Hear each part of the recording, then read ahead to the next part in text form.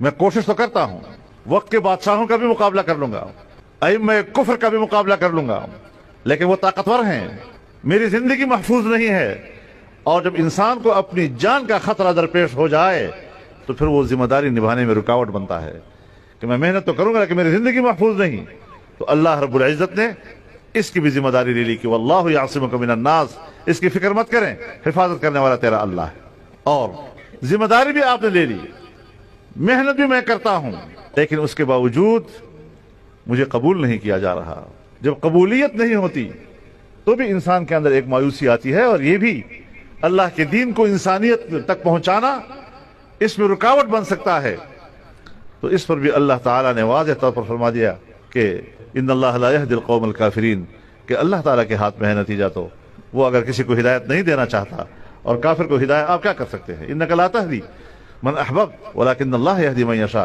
तो जद्दोजहद और मेहनत ये हमारे जिम्मे है, और वो भी हमारी इस्तिताअत के दायरे के अंदर अंदर, कि ला युकल्लिफुल्लाहु नफ्सन इल्ला वुसअहा।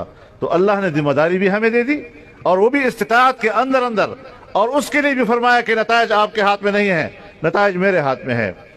हमारे अकाबिर ने, हमारे मदारिस, हमारी जमीयत, उसने इन्हीं तालीमात की बुनियाद पर अल्लाह के दीन की सरबुलंदी, इलाए कलिमतुल्लाह, उसकी तालीम और तरवीज और उसकी तनफीज के लिए जो जद्दोजहद शुरू की है, हम इसलिए मायूस नहीं होंगे कि हमारा ईमान है कि नताइज अल्लाह के हाथ में है, हमारे जिम्मे सिर्फ जद्दोजहद और मेहनत है। लिहाजा मेहनत और जद्दोजहद का ये सिलसिला आपका और हमारा कायम और जारी रहेगा।